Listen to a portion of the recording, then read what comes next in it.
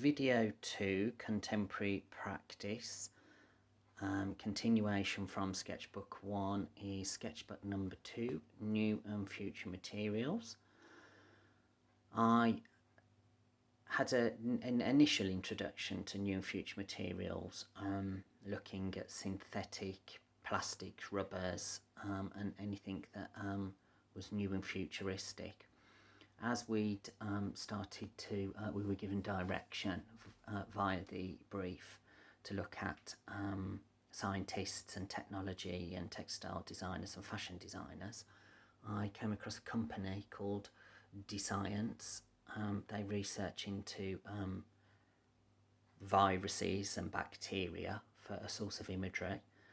They work with textile designers and fashion designers, and this was a fantastic starting point for the assignment, which progressed, developed and became refined sources of inspiration for my samples towards the end of this assignment. As we can see, the research, I did get to grips with the research, which became quite in-depth, so that I'd got a good foundation and good background. And there's obviously the online research, goes quite deep and in-depth. I felt it was important to print off, as with all my research on this assignment, so that I'd got a file in my sketchbooks to keep. One of the things that I was particularly attracted to was found an article on antiviral fabric treatments, which now there has started to become developed within the science, textile designers working with scientists, that for the future we could be wearing antibacterial clothing, antibacterial fabrics for the hospitality industry, and obviously with the current climate at the moment with COVID-19, I think it's kind of pushed everything very, very forward. Through this research, I came across a designer which became very inspirational for this assignment, Iris van Herpen. Her work is very, very three-dimensional: body art, fabric printing, and three-dimensional fashion and fabrics, which again I did try to incorporate with some of my work. Another designer, Hussein, who uses a lot of technology and three-dimensional construction within his work. He also became a very, very good source of inspiration. And also as well, I researched Sentry clothing, which was targeted at the sports market, clothing that would look at medical data, people's heart conditions, clothing that will actually connect to the internet, the red carpet, avant-garde dresses, self-cleaning fabrics, and Adidas are doing work at the moment to clean up the plastics off the beach. So to progress and proceed, I started to research my own new and future materials. Went into, some depth, making reference to the inspiration that I'd already taken. And as we can see here in the sketchbooks, as part of any assignment work, it's very important to draw and document work, the patterns and mark making. I'd collated materials from, home, DIY stores and online shopping. Through here, I did experiment with trying to dye some of the fabrics, which was very, very difficult. Tried a vegetable dye, that wasn't as successful.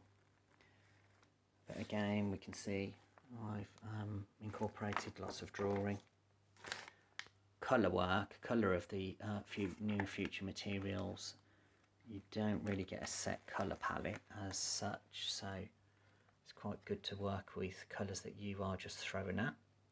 Through here we can see that I tried Indian ink as a dye, and that was very successful in its staining power. And again, started to leave on the paper some staged imagery, which at this turning point I found very useful because it started to look like bacteria, which gave me the idea from science to look at bacteria imagery and molecule structure.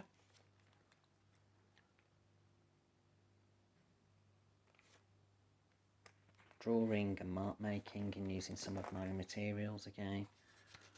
Lots of experimentation work.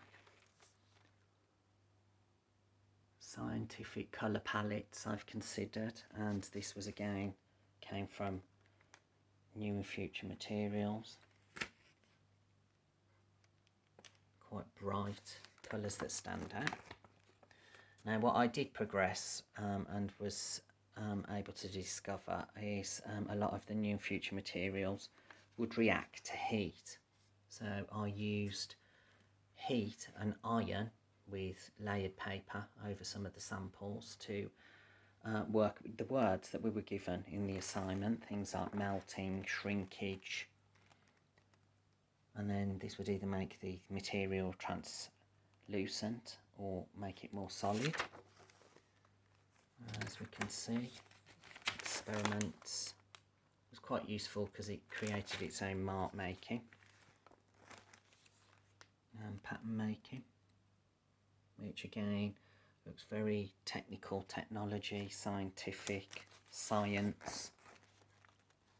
And again we can see that I use a lot of photography work for visual imagery. More complicated, complex experimentation. My sampling. And again, colour palettes. There are no set colour palette at the moment. I think the colour palettes just work for themselves. And then photographic work of my samples. And some drawing. So we're incorporating mark making.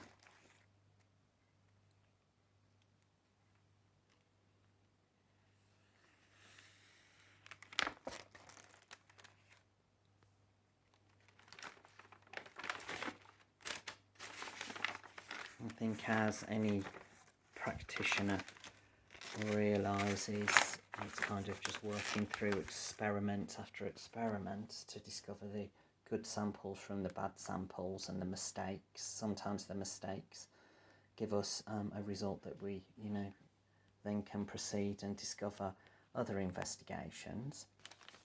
Now, from these samples, I'd started to discover that my work was looking very molecule structure-like. So what I wanted to achieve for the final samples of this assignment was something that was kind of organic, which again bacteria is, nature and so forth, but everything has a molecule structure. So what I started to do was look into the science of molecules, and because we were looking at new and future fabrics, this enabled me to look at the structure of new and future fabrics, but also this also led on to the connection of bacteria, obviously with the current situation at the moment with COVID-19, and the imagery on the internet is very, very bold and is definitely making a statement. But as we can see, it's all very, very, very scientific. With those investigations and looking also into my smart fabrics and molecule structures, again colour palettes stand out, so it's a case of selecting a colour palette. I decided to work alongside the inspirations of Iris van Herpen, and again more visual imagery and research. And as I'd started to progress with my own personal sampling, started to refine, sort and select, started to play around with melting the new and future materials, and started to really select the samples and fabrics that I enjoyed working with. As we can see here, this visual imagery is all very three-dimensional fashion work, body art and so forth, and this was leading a direction for my own personal work. I'd found a tinfoil cape which is used by runners after they've completed a marathon, and I started to make and do drawings which replicated this. This worked really well as an early sample. And through here we can see that I'd started to refine these samples and looking at different types of metallic foils. One thing that came which was very appealing to me was the back of a CD disc, which was very reflective. Through here these samples started to develop into antibacterial fabrics, a direction which I really think I'm going to take the assignment towards. And we can see through here I'd started to play again with my own new and future fabrics and samples, and I'd made quite a discovery actually, expandable foam, which is a fantastic product to work with. It's lightweight, it's quite flexible.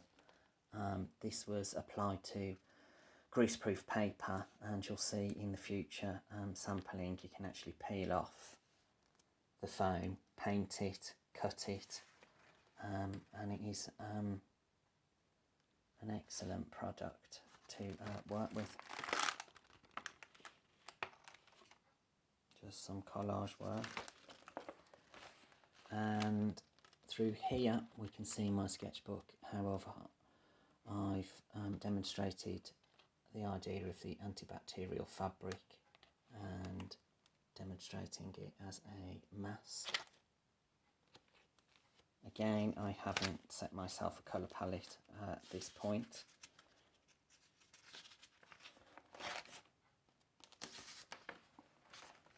Further investigations, been a bit more about analysing and refining some of my samples.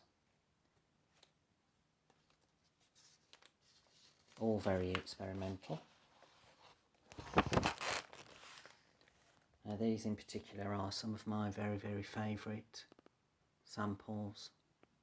Almost looks as if the bacteria has been trapped by the mask.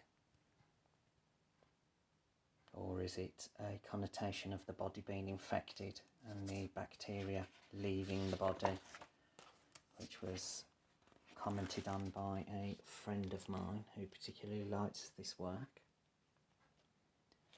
Now we can see that there is a little bit of a flow with the colour palette, and so there was a particular selection of pictures which were very scientific and almost neon-like. So I started to look at the ideas of a neon colour palette, which I'd never worked with before, so it was quite a brave thing for me to do, working with colour palette that was so different, I think. And through the progression and development now of the sketchbook, we can actually see more experimentation of my work. I will be demonstrating another video with some of my samples, and also at this point I'm just waiting for the final selection of some new photographs to arrive to complete Contemporary Practice New and Future Materials Sketchbook number 2.